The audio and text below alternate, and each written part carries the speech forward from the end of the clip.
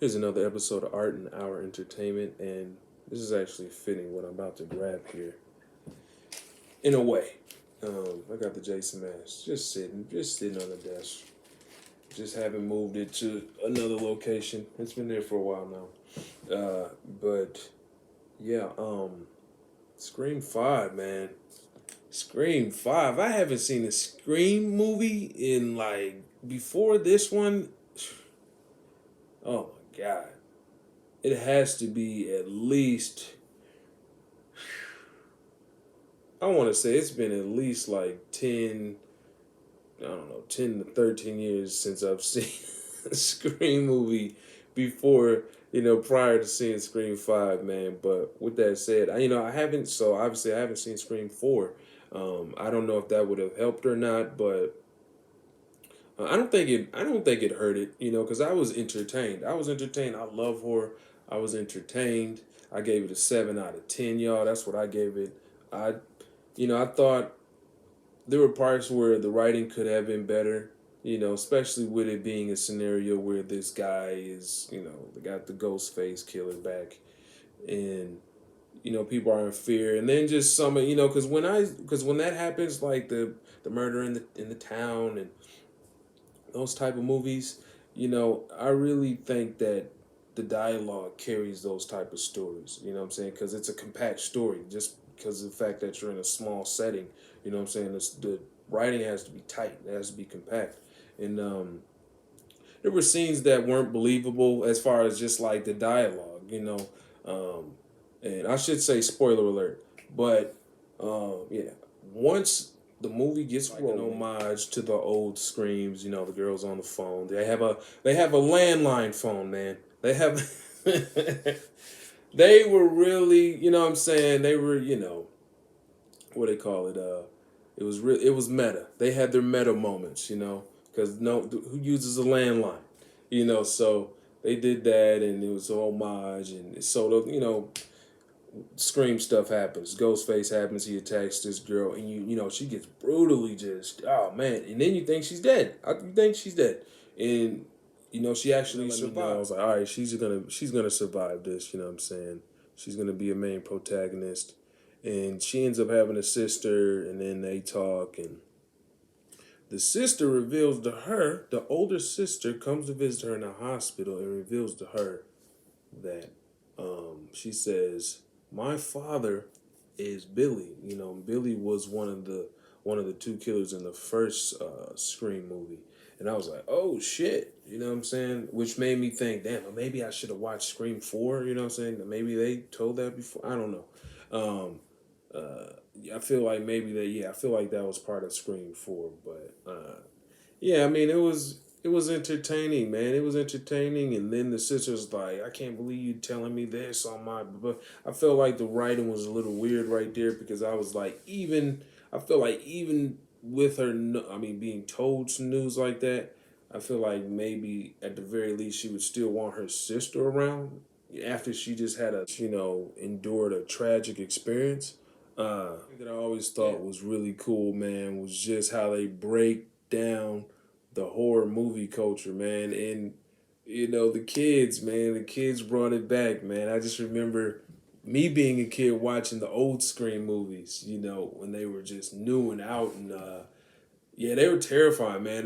But they were good though. I was probably too young to be watching them, but I liked horror though. I feel like that's how it is if you like horror, man. You probably watched it a little. You probably watched at least one horror movie when you were a little too young to watch it. At least one, maybe not. I don't know. That's how it was for me. But and yeah, they go through the whole cliche, cliche how to survive a horror movie. And it got me thinking about my how I feel about that type of stuff. Don't spread out. Shit, don't spread out, man. That I feel like that'd be some of the dumbest shit. let's let's strengthen numbers, man. Let's strengthen these numbers. Let's stay together, man. I know I'm not trying to go over there and figure out what that sound was. We gonna stay we gonna stay together. Shit. Things like that, man. Just hilarious shit, man. And that movie was funny, man. People, that even though that movie was scary, that movie was funny, man. The guy who was breaking that shit down was definitely the comic relief without a doubt. And that's just the feeling that those old Wes Craven horror movies gave you, man. It was cheesy. It was the '90s, man, and it was just, you know what I mean. Horror was different, you know what I'm saying? It was kind of like it had like that teen spirit to it, you know what I mean? I don't know how else to describe it. It was different, it was an era, but the '80s was definitely a golden era of horror. You know what I'm saying? A lot of people probably be like, "This is a golden era. This is a golden era." The '80s is definitely one of the golden eras in '90s. I don't know where it fits in there. You know what I'm saying? I would definitely say the '80s horror was better than the '90s horror. But with that said, the '90s had its own little, it had its special energy too, man. That I don't even want to compare to the '80s. You know what I'm saying? Because quite frankly, I'm a '90s baby. So, or I'm an '89. I was born in '89. Excuse me, I was born in '89, but you know what I'm trying to say. Uh, yeah, there was a certain energy around it, man. Around those horror movies, and they were cheesy. You know what I'm saying? They were cheesy in a way. They were cheesy, but they had the teen spirit, and it was scary, and it was really good, man. That era was a very special era. You know what I'm saying? Because those movies were, yeah, man. They were scary. They were scary, and they were fun. They were fun. They were scary, and they were fun. But yeah. They really in this new Scream 5. They really try to pay homage to a lot of those things, and where they did it, what I'm saying, it worked. It worked. It was really good. Um, yeah, man. I liked it. I enjoyed myself. Shout out to Wes Craven, man, the OG, man. Ah, losing so many legends in so many different fields. It's I guess that's time though, right? Um, yeah, it was a good story, man. As far as entertaining. The old cast gets back together. Dewey gets back. Gail comes back. You already know. What's her name? I'm forgetting who the damn star is. Sydney Prescott. She comes back, man.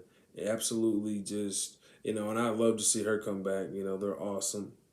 I was really excited. I was like, cause she's a badass. She's a badass. She reminds me of uh, she. I mean, she's the anchor of that franchise, just like Jamie Lee Curtis is the anchor of Halloween, man. So there's always been, and then I also think about, you know, also think about Sigourney Weaver. You know what I'm saying? Sigourney Weaver being a badass. Now I'm just thinking about badass female leads that have beat up monsters or killers or killed monsters and killers. And yeah, man, that's pretty dope. Um, and yeah, I could put Sigourney Weaver in there because Aliens is horror. That's horror. Those first two are definitely horror, or those first three.